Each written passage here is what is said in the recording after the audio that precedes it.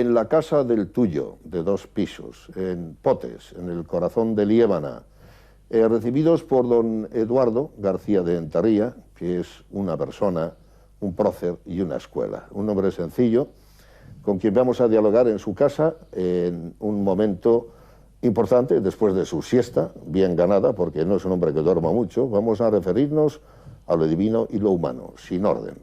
Cuando se asoma don Eduardo por la mañana, me han contado que lo primero que hace es mirar a los picos, el pico de San Carlos, el macizo que está delante de Peñavieja. Y luego se asoma casi a la confluencia de los afluentitos que rodean su casa, también no lejano, el Bullón, cerca del Deva. Este es el paraíso de Potes, en el que se encuentra a gusto y se reencuentra para descansar y para vivir. Aunque habla mucho del trabajo, le vamos a preguntar por la filosofía del ocio, porque el otro día hizo un canto al trabajo en el derecho, que es lo que le gusta y lo que le ha gustado. La receta que dio a los jóvenes en el reciente premio que hubo como sobresaliente, una vez más, sobresaliente que el Torrevelo y otro colegio, los colegios santanderinos, que han destacado y que a varios sobresalientes y en nombre de los cuales habló don Eduardo. Eduardo, gracias por estar en tu casa, por recibirnos.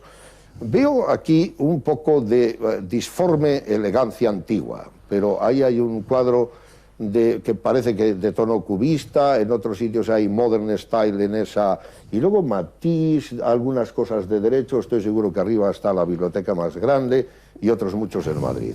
¿Cómo te sientes aquí? Aquí lees, además de pasear, aquí descansas, aquí meditas. ¿Qué haces aquí principalmente? Aquí me siento en el sitio esencial de mi vida, que es Liébana.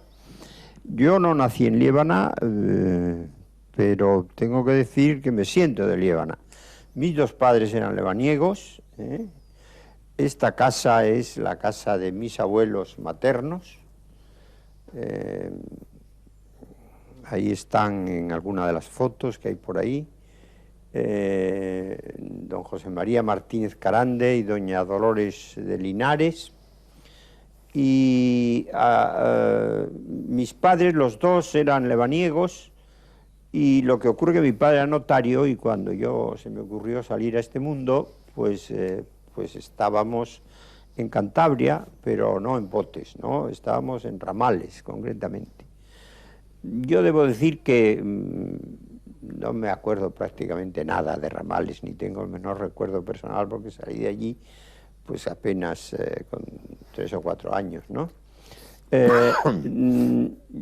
Naturalmente seguíamos la carrera de mi padre, que de Ramales nos fuimos a Tineo, en Asturias. De Tineo nos fuimos a Llanes.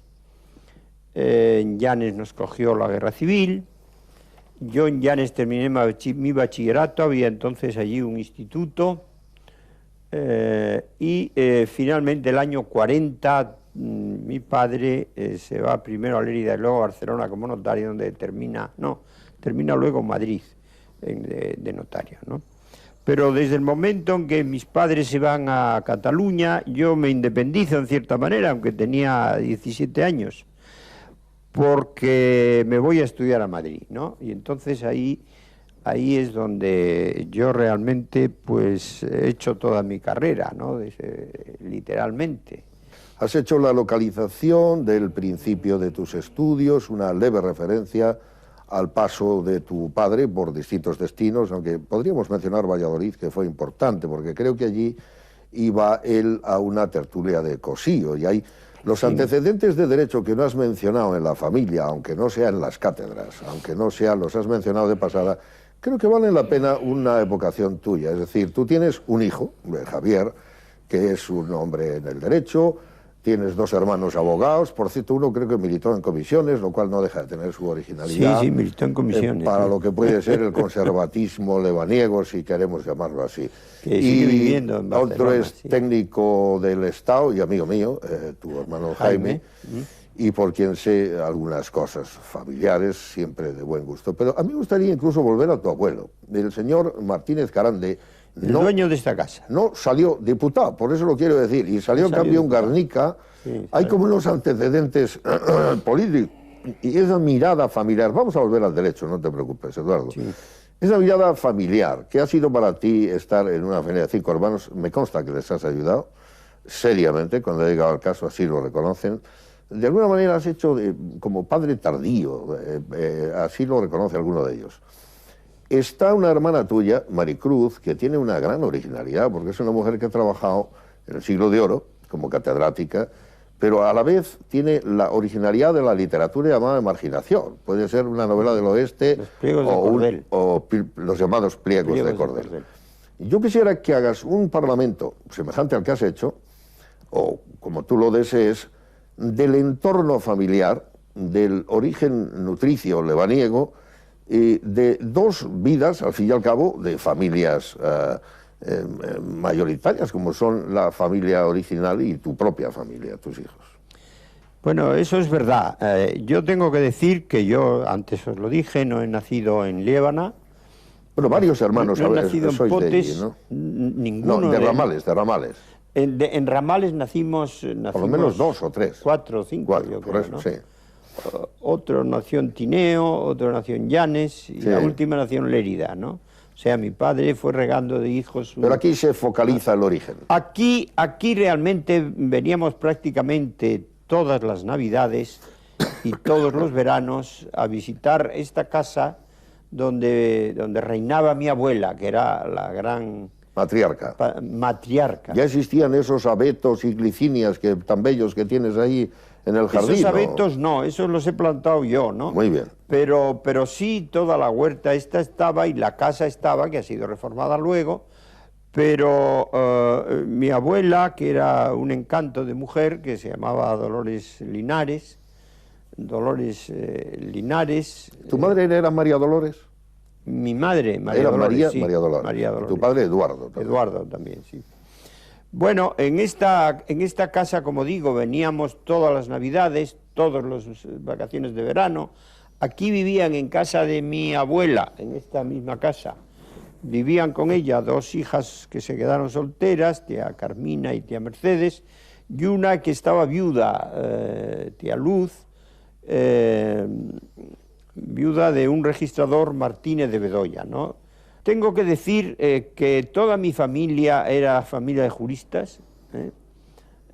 Mi abuelo, el dueño de esta casa originario, José María Martínez Carande, fue notario de Bilbao y murió muy joven de notario de Bilbao. Mi padre fue notario, los hermanos de mi padre fueron registradores y notarios, Juan José, Tomás.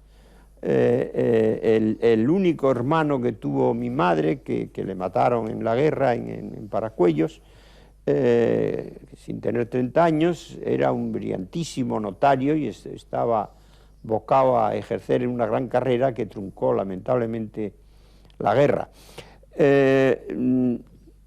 Tíos, primos, los hermanos de mi madre estaban casados todos con registradores, con notarios. Cuando yo...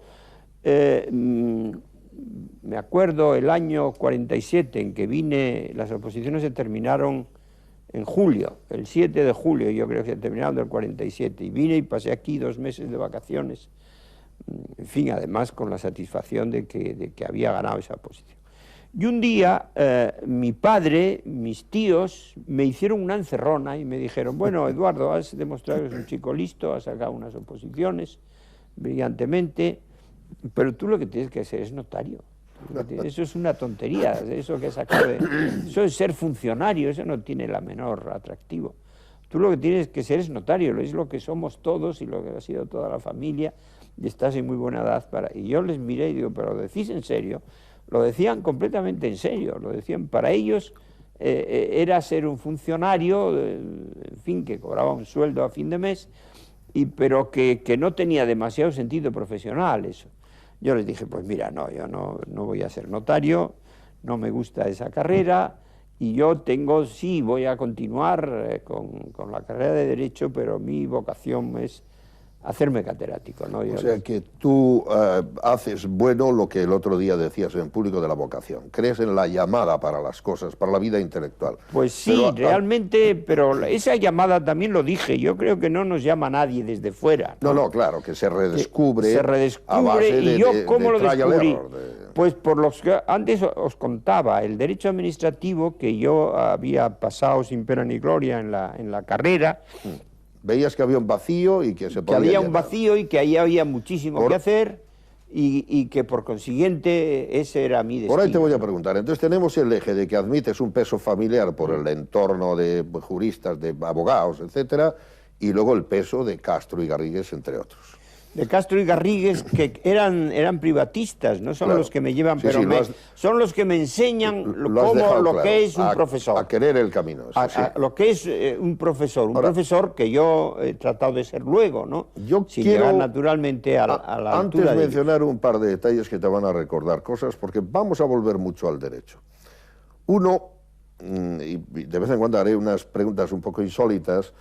Me han contado que el año 34 estabas en Oviedo, en el váter, en el retrete, y que estalló una bomba. Supongo que eso es un impacto. No quiero meter anécdotas, pero esta es una categoría. No estalló una bomba, estalló algo mucho. Estallaron 2.500 kilos de dinamita a 15 metros de donde estábamos. Quiero que refieras eso, porque a mí en las entrevistas no me gusta ser amarillista, pero tampoco que hagamos una plácida conversación de salón. Sí. Quiero unir eso a otro recuerdo que va antes de todo lo que hemos hablado para localizar el origen de tu adhesión al estudio de Derecho, que es el paso por la residencia que tú mencionabas. Eso no es la residencia de estudiantes. La residencia, yo no sé si se ha mitificado, Dalí, Buñuel, no sé qué, aquellos dos señores bueno, que claro, se yo no conocí la residencia de la República, pero la que yo conozco es otra, ¿no? Pero quiero decir que la mitificación viene por esos dos señores que un día se dieron un beso delante de Valle Inclán y decía, qué cochinos. Entonces, lo que no hay duda es que a los 17 años, que es cuando estás en la residencia, no es el 34, que es cuando estalla toda esa dinamita, que parece que estallaba entonces. ¿Por qué no haces otro parlamento, si no quieres, que no sea muy largo, porque me va a dar pena luego no preguntarte cosas, relacionado con esa estancia en la residencia y lo que quieras decir antes y después de ella y el lío de la dinamita? Empiezo por el lío de la dinamita por orden cronológico. Es cronológico, eso es. Yo estoy con 11 años interno. ¿En los frailes? En los maristas. ¿Eran los del Valero estos? No tenían... Bueno, hay que decir que entonces había la ley contra las, contra las comunidades religiosas y vestían de paisano y le llamábamos don. Sí. A todos le llamábamos don, ¿no? Sí. Son frailes pero no curas, ¿eh? Ya. Es una orden francesa Marista, dedicada a la enseñanza. Bueno, tenían su colegio a 15 metros del Parque de San Francisco de Oviedo, en la calle Santa Susana. En la calle Santa Susana estaba el colegio de los maristas, el colegio Euseba, que se llamaba, y enfrente estaba el Instituto de Segunda Enseñanza, sí, que había sido colegio de los jesuitas y que se habían establecido cuando confiscan todas las propiedades de la orden jesuítica, ponen ahí el Instituto de Segunda Enseñanza. Era un palacio que estaba en alto sobre la calle Santa Susana, y esa circunstancia es la que nos salva la vida, porque nosotros, cuando empieza el golpe del 34, pues nosotros, los curas, se preocuparon enormemente por nosotros, dormimos alguna noche subiendo por una escalera para salirnos del colegio porque temían que pudiera haber problemas. Finalmente quedábamos muy pocos, no llegábamos a 20, yo creo, los que no pudimos salir, y nos pusieron en la parte baja del colegio.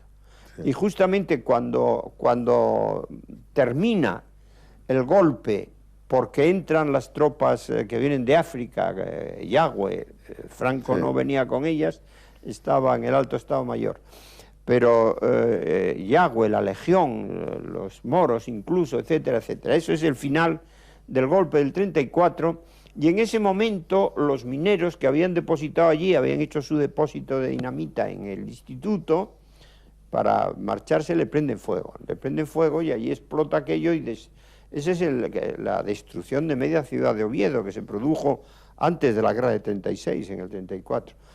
Aquello llegó a todo Oviedo, pero nosotros que estábamos a 15 metros, por la circunstancia de que estaba en alto, cegó el edificio a partir del primer piso y el primer piso no nos pasó nada, ¿no? Ni lo oímos el ruido, ni oímos el ruido de la explosión. Empezamos a ver que se caía al techo. ¿Se quedó en un gran susto o llegó a ser un trauma, Eduardo? No, no, en un gran susto. Aquello no pasó nada, porque Trauma, no.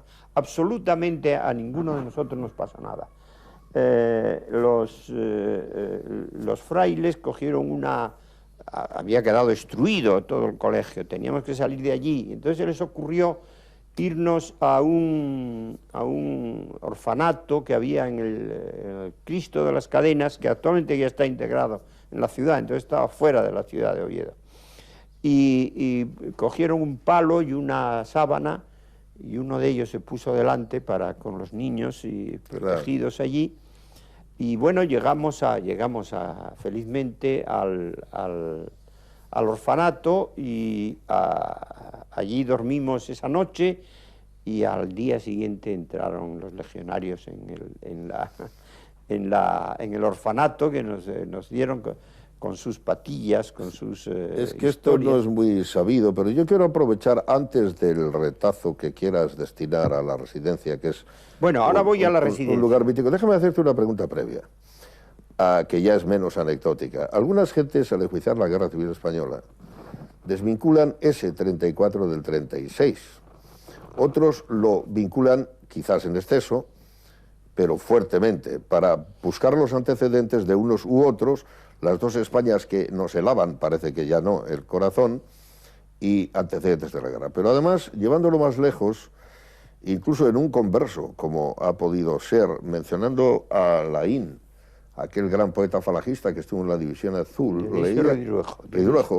leía yo recientemente un libro de Bustelo que se llama A Vueltas con España, y dice que el exceso clericalista, mangoneador de España, que va del 19, del carlismo, hasta esas fechas, provocan una mala conciencia de la Iglesia que es generadora de la guerra. Eso lo llega a decir Bustelo, que es un hombre prudentísimo. Yo creo que es el único elemento que... Bustelo, el que fue rector de... Sí, el que está en Berlín y tal. Es el único elemento discordante que he visto en un extraordinario libro que se llama Vueltas con España, a juicio mío, aunque lo retoma a propósito de la conversión y la palinodia de Laín. Pero otros, en cambio, han hablado de la gran importancia que sin duda tiene en la escolarización la República, pero que era ferozmente anticlerical, como tú esbozabas por la vía de la anécdota. ¿Cuál es, honradamente, a la altura de tus 64 años, puede ser interesante ver tu visión, un poco redondeada, no necesariamente larga, de las causas de la guerra? ¿Quiénes fueron los unos y los otros en lo que no vamos a llamar culpabilidad, pero sí responsabilidades, quitándole a los internacionales las suyas, porque los años 30 eran un hervidero de todos? Sí. Bueno, eso sería muy largo de contar y no creo que tengamos tiempo, ¿no? No, un poquito, yo lo que creo es que la guerra civil evidentemente se genera en la República, y el primer suceso de esa guerra civil es justamente la Revolución del 34, en el que por una parte se crea la llamada Comuna de Asturias, matan gente, queman iglesias, etcétera, etcétera, hay 2000 muertos en total, y en Cataluña, donde felizmente un capitán general despierto puso los cañones enfocando el Palacio de la Generalitat, y se acabó el Estat catalá que había proclamado Companys, ¿no? Eso evidentemente es el primer golpe de la ruptura de la vida política normal, ¿no? Entonces, los perdedores de todo esto, pues lanzan la campaña de la represión. Es curioso, no tenía importancia la revolución, tenía importancia la represión. En la represión, según ellos, se habían asesinado a miles de personas, y es posible que fuera dura, pero vamos, esos miles luego no aparecieron por muchos sitios, ¿no? Y ocurrió, sin embargo, pues que las elecciones siguientes, que fueron las elecciones del 36, pues se presentaron como una revisión del golpe del 34, así se presentaron. Como una reacción. Una reacción, ¿no? Frente a la represión, que era lo que unía al Frente Popular, que reprochaba a la derecha que esa represión, y resultaba que la derecha apareció como acusada, en cambio ellos eran las víctimas. Eso no había sido así, evidentemente, la ruptura se había producido antes. Entonces, en el 36, claro, cuando vino la guerra yo tengo 13 años, ¿no? Yo no vivo aquello... No, pero hablo de la hermenéutica desde los 84, con que puedes mirar apaciblemente si es bueno, posible. Aquello fue lamentable, ¿no? Una guerra civil creo que es lo peor que le puede pasar a cualquier pueblo. Para nosotros fue feroz esa guerra. Porque aquí me vale, te lo juro. Los dos bandos, pues... quedo satisfecho, estoy seguro que nuestros telespectadores también con esa respuesta. Pero es que lo quiero enlazar con otra cosa que ya sí va al corazón de tu trabajo de profesor y profesional. ¿Qué es la residencia? La residencia, eso es. Bueno, ahora te hablo de la residencia. Yo voy a Madrid... mi padre estaba de notario en Lérida cuando yo voy a Madrid. 17 años tengo entendido. 17 años y yo no conozco a nadie en Madrid prácticamente. Uno que luego terminó siendo mi cuñado, Francisco Soberón, el farmacéutico de aquí, que ya ha muerto, me esperaba y me llevó a una pensión, ¿no? Y en esa pensión yo seguía tratando a compañeros míos de Llanes, que habían sido compañeros míos de instituto, uno de los cuales es el primero que me habla de la residencia. Es en las Navidades del año 41, en las Navidades del año 41. Y yo entonces, que no sabía nada de la historia de la residencia, fui a ver la residencia y me quedé maravillado, porque la residencia es un lugar que es extraordinario, la colina de los Chopos, que llamaba Juan Ramón Jiménez, ¿no? Y desconocía toda la historia. Logré entrar allí porque un primo carnal mío era consejero nacional del movimiento, las cosas como son, y Javier Martínez de Bedoya, también nieto de mi abuela de esta casa, y Javier Martínez de Bedoya fue el que le escribió a Pedro Laín, que entonces era del movimiento también, y Pedro Laín, que era el director, me metió y estoy allí desde el año 41. Entonces allí descubro yo realmente, eso fue importantísimo para mi formación política, podemos decir. Allí descubro yo otra España que no es la de la guerra civil, ¿no? La España realmente, pues eso había sido una obra de la Institución Libre de Enseñanza. Allí en aquella residencia habían vivido Juan Ramón Jiménez, que había dirigido la colección de publicaciones, estaban allí, qué sé yo, un libro de Eugenio Dors, los 4 libros de ensayos, la primera recopilación de Unamuno. Esa serie de las publicaciones de la residencia de estudiantes las había dirigido todas Juan Ramón Jiménez. Y bueno, allí conocí a Pedro Laín, evidentemente, que Pedro Laín ya estaba ganado por ese espíritu. Pedro Laín era entonces todavía falangista, pero comía con nosotros prácticamente todos los días. Allí había antiguos residentes que mantenían vivo el fuego sagrado de la institución, etcétera, etcétera. Y allí Laín empezó a ser el Laín que luego... Autorrevisando su propia... Claro, autorrevisando y... en fin, como intelectual, intentando llevar lo que había salido del movimiento hacia cauces un poco más objetivos, ¿no? Yo allí me hice amigo de Laín, esa fue una gran amistad, yo era un chaval. Sí. Creo que es muy amistoso don Pedro. Que era Pedro era una persona encantadora, era enormemente educado. Recuerdo una enorme polémica que tuvo con Sánchez Albornoz, que fue durísimo con él, implacable, y con qué elegancia encajó el golpe en el ABC de la época. Pero este es un buen punto para preguntarte ya más de lleno algo. A mí me gustaría un cierto esquema, lo que llaman los americanos básico, o sea, de esencial, del derecho administrativo. Es decir, Sin ese franquismo, sin los grandes nombres, mencionabas a Fuello, Lea, son personas del régimen, aunque algunas muy avanzadas, nunca habría sido, de alguna manera, el fundador indiscutible que eres del derecho administrativo de España, eminente jurista en Europa, pero quiero decir que había un desierto, aquí había un vacío, y así como se habló de la falange de cuello blanco, el propio Fuello tiene algunas frases originales que no recuerdo ahora también a tenor de este estilo, aunque esto Fuello tuvo a... una fiebre falangista al final de su vida. A eso sí. me refiero, sí. Escribía en Pueblo, etcétera, en la sí. etapa de una cercanía con Romero al principio. Sí. Pero quiero decir que en este desierto normativo, tú eres el importador, el fundador, el adaptador, el todo del derecho administrativo en España. Bueno. A mí me gustaría preguntarte tres cosas simultáneas que son un poco complicadas. Una, ¿de dónde vienen esas importaciones y qué había nuestro si había antecedentes?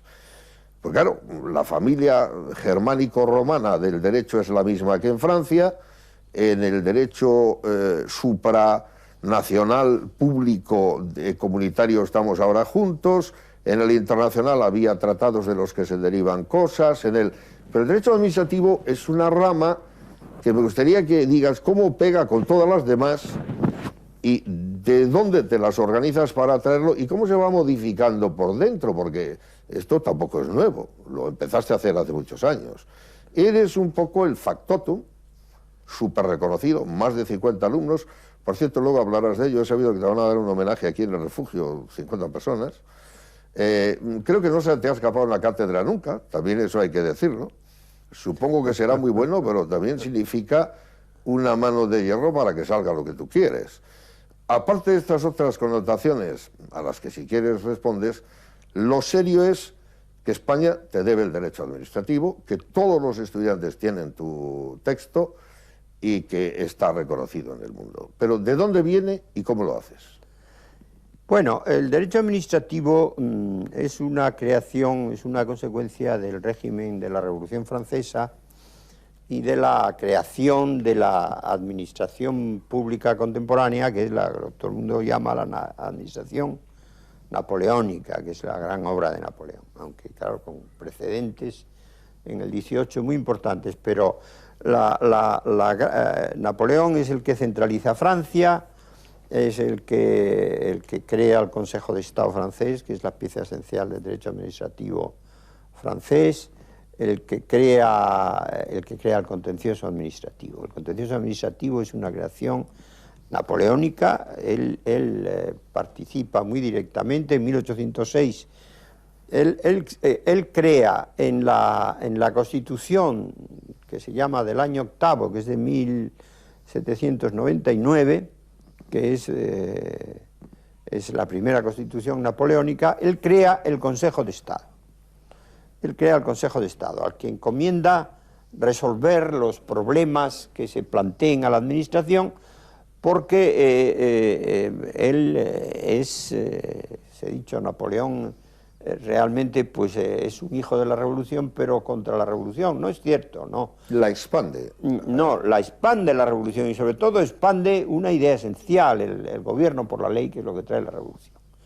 Eso es lo que trae. Es verdad que la ley era lo que él decía, pero no había allí democracia. También es verdad, ¿no?, que luego hay que hacer el Congreso de Viena para poner al derecho todas las fronteras del mundo conocido. Sí, también es verdad eso. Y que era un poco porque el cuadro famoso del neoclásico, el prototipo que tiene ahí, muestra junto al legajo la espada. Sí, así es, así es. Bueno, él es la administración napoleónica es la que crea ese derecho administrativo. Hace pandán con el derecho administrativo.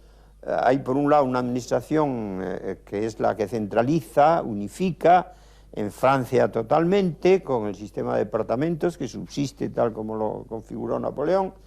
En España ese régimen va a ser importado, la administración napoleónica es recibida en España a partir de la muerte de Fernando VII, ¿no?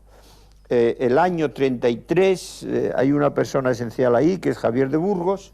Javier de Burgos es el que hace la división de provincias, que subsiste tomada del sistema departamental francés, y es el primero que habla del nuevo derecho administrativo. Tengo que decir que el primer libro que yo publico en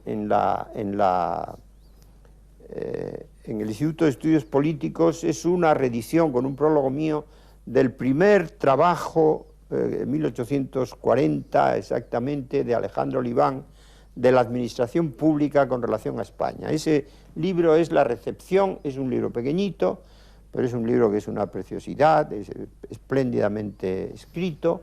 Alejandro Oliván era un aragonés que termina en la Academia Española y que fue luego ministro en varias ocasiones, etcétera, pero él es el que ha vivido en Francia, exiliado, y allí aprende, como Javier de Burgos, se pasma de la eficacia de la administración napoleónica y de las técnicas de esta administración, y las importan. Una de las técnicas que importan es el contencioso administrativo, que es el origen del derecho administrativo. Es decir, esto quiere decir que la administración se tiene que regir por la ley, y que hay un sistema jurisdiccional, judicial, para garantizar ese respeto de la ley que los particulares pueden poner en marcha. Ese es el sistema contencioso administrativo que se pone en marcha en España en 1845 y que ha seguido hasta hoy, que tenemos una ley de 1978.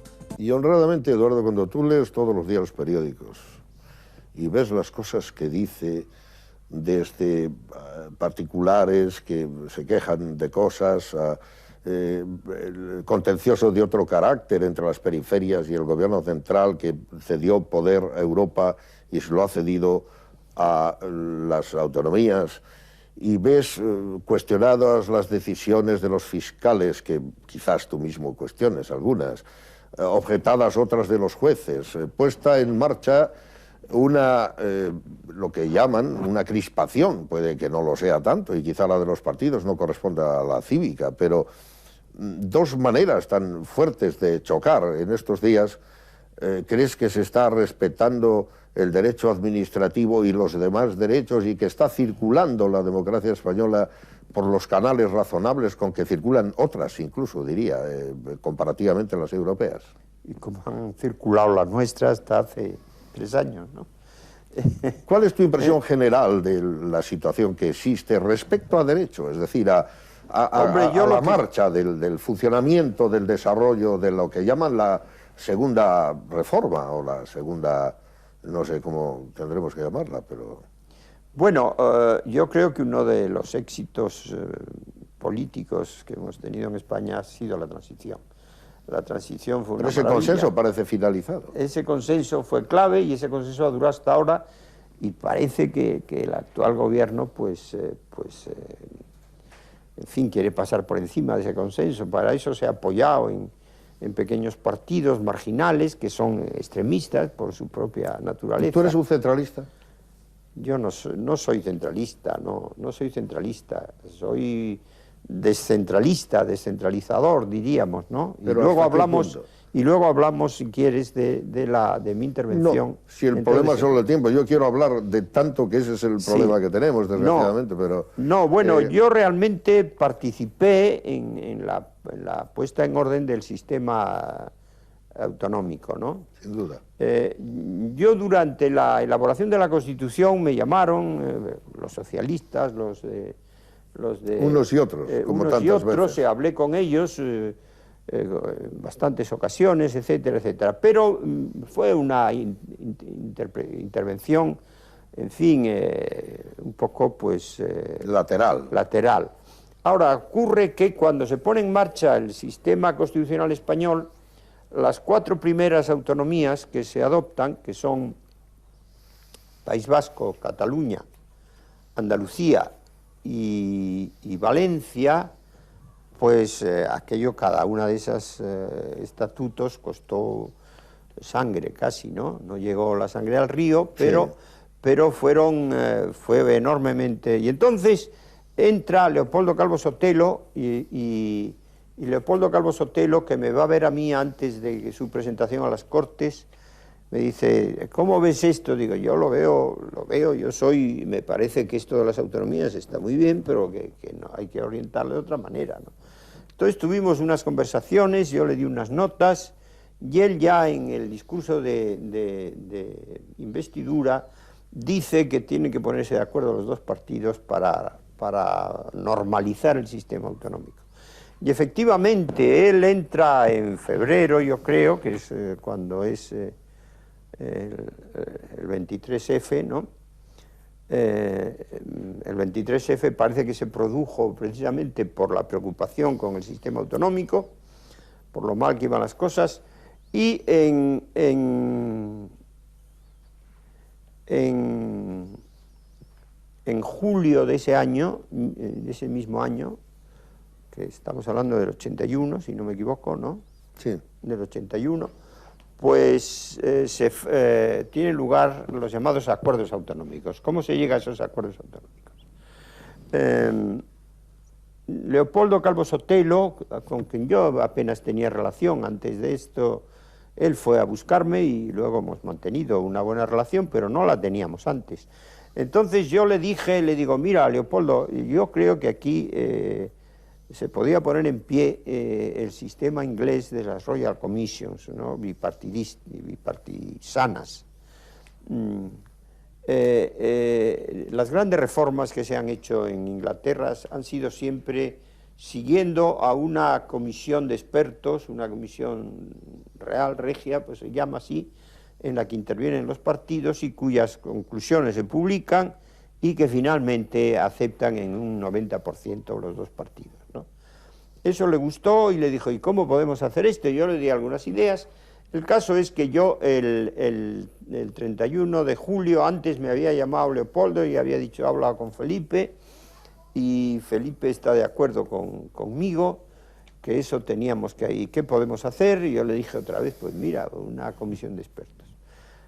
Y me llama al día siguiente, bueno, pues habla con Felipe y dice que de acuerdo, pero que el presidente de esa comisión de expertos tiene que se estudie. Digo, no, yo no tengo ninguna vocación política, es decir, tengo vocación de no política, eso claramente, yo jamás he aceptado ofertas políticas, y he tenido bastantes. Sí.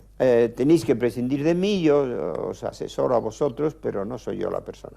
Bueno, ellos insistieron, me citó una vez en la Moncloa Felipe y estaba allí, Leopoldo, y estaba allí Felipe, cosa que no me había dicho. Y allí los dos me dijeron, mira, tienes tú que ser el presidente de esta comisión de expertos.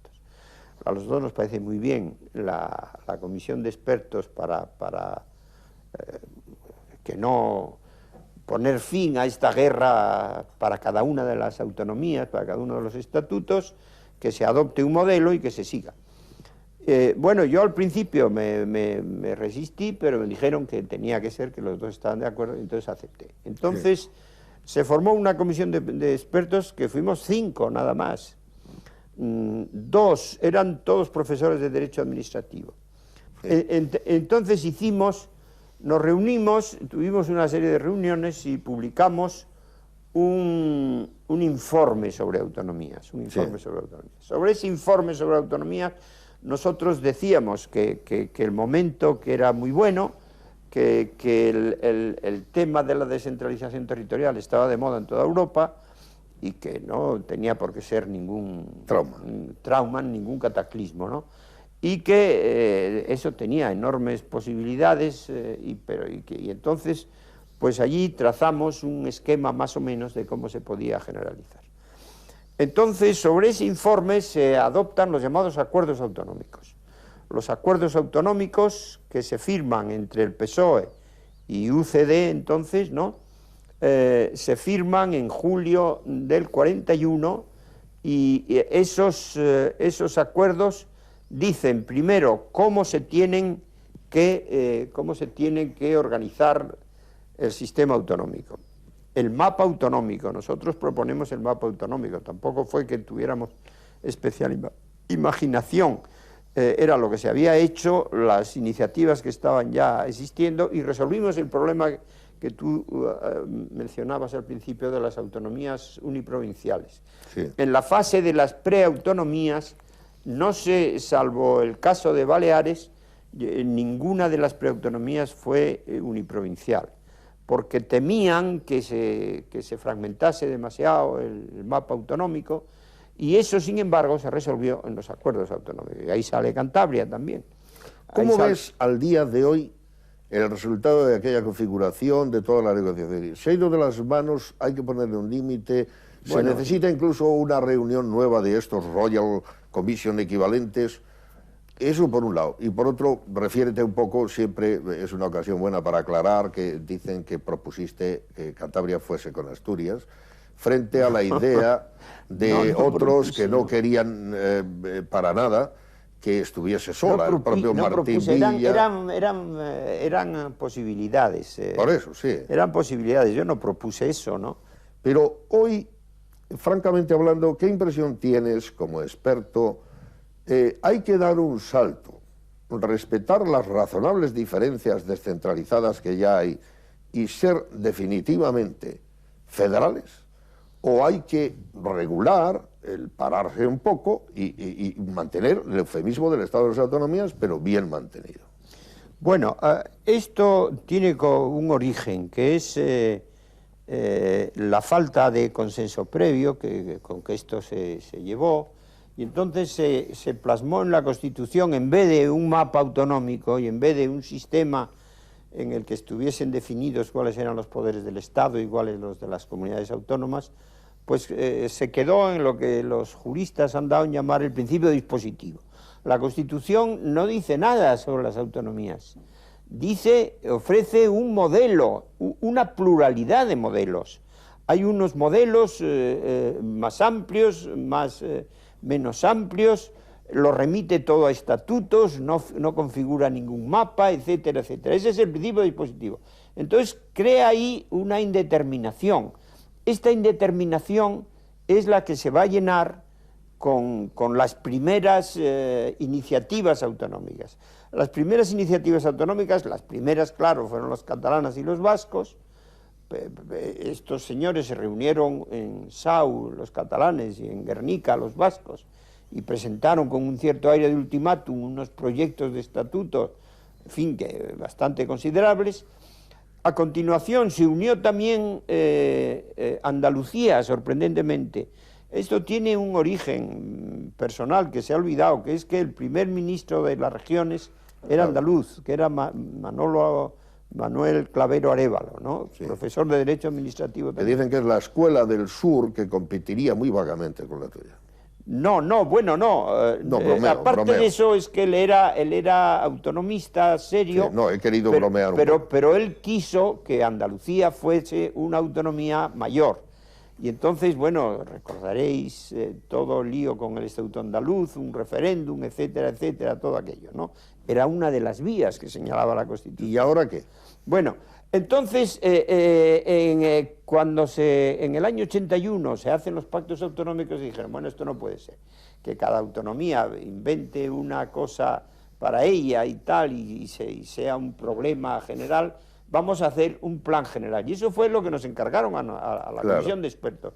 Nosotros diseñamos un mapa autonómico, que es el que existe. Entonces tú dices, tú propusiste... No, te preguntaba eso, que si Clavero tenía con Andalucía una... Parece que tú hayas tenido otra entre Asturias y Santander, como una rara variante, frente a las que había, que era con Castilla o sin Castilla, que es como estamos. No. Lo que ocurre, vamos, yo nunca pretendí tomar decisiones políticas. Lo que es verdad es que eso lo tenían que decidir las fuerzas locales. Como es natural, ¿no? Las fuerzas locales. Y las fuerzas locales, debo decir que el actual presidente tuvo un papel entonces, porque entonces él dijo una cosa, por cierto, absurda, ¿no? Revilla, que dijo, no, nosotros con Castilla no tenemos nada que hacer porque nuestros intereses son contrarios. Ellos quieren el trigo caro y nosotros... un simplismo no chistoso. El trigo barato, y por consiguiente, o sea, él lo veía como una pugna económica, ¿no? Bueno, entonces nosotros, uno de los cometidos que nos encargan los dos jefes políticos, pues es que diseñemos el mapa autonómico, y lo diseñamos. pero partiendo de las iniciativas existentes, no saliendo de nuestra cabeza, ¿no? Y eso fue un éxito, fue un éxito. Ahora tú me preguntas, ¿realmente te parece que el sistema autonómico... Aquí y ahora. Aquí y ahora. Yo soy rigurosamente partidario de la descentralización. Creo que la descentralización española está primero en línea con las corrientes universales en las que la centralización ha hecho crisis, y segundo, ha obtenido y sigue obteniendo hoy una transformación capital del país de la que muy poca gente se da cuenta. Realmente el sistema centralista español hoy nos parecería inadmisible por las poblaciones. Allí no había más que el gobernador civil, que era un señor de la confianza del gobierno, y 4 amiguetes y los funcionarios que eran los delegados provinciales de los servicios en la provincia, el de industria, el de obras públicas. Eso era la administración provincial, no había otra, porque las diputaciones las habían arrinconado. Las diputaciones realmente hacían los establecimientos provinciales, el hospital provincial, el asilo, para niños, etcétera, etcétera, y las carreteras provinciales era lo que hacían las diputaciones, no tenían contenido, no hacían nada. Entonces, cualquier acción que se pretendía, acción de renovación, de dotación de servicios en la provincia, eso había que canalizarlo por la vía del caciquismo, porque no había otra vía, no había otra vía. Es más, yo alguna vez he dicho que la última inversión pública que se había hecho en Liébana, hasta las autonomías precisamente, había sido traer el teléfono, el telégrafo. Porque el teléfono lo trajo la compañía telefónica por una concesión. Pero dicho esto, ¿crees que hay que dar el salto a...? Bueno, yo lo que creo, eso se ha producido, y no ha llamado la atención demasiado la prensa sobre ello, un hecho importante. Una de las pocas temas en que ha habido consenso, por cierto.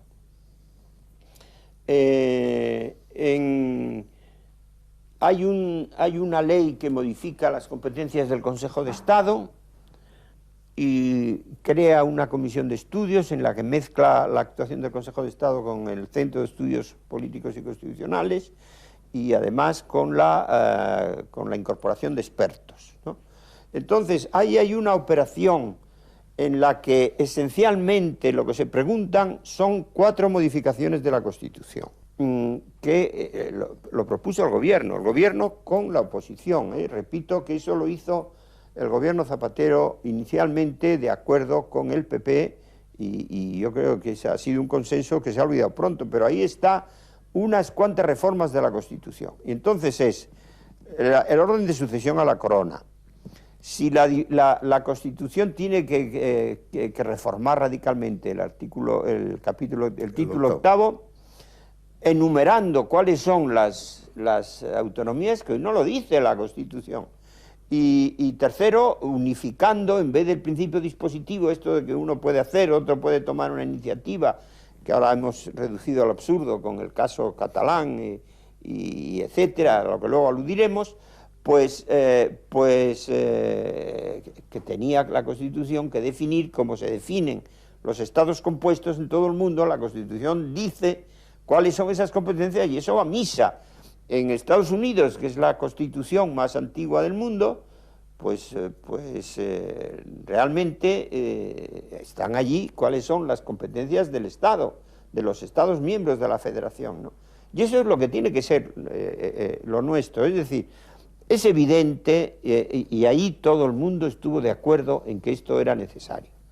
Y luego se ha publicado un grueso volumen, o 2 gruesos volúmenes, porque tiene artículos de expertos sobre todas estas cuestiones, en las que se dice que sí, que hay que cambiar el orden de sucesión a la corona, que sí, que la Constitución debe de enumerar cuáles son las comunidades autónomas, y sí, que las competencias de las comunidades autónomas tienen que estar fijas en la Constitución y dejarse de esta especie de pugna permanente por mejorar eso, ¿no?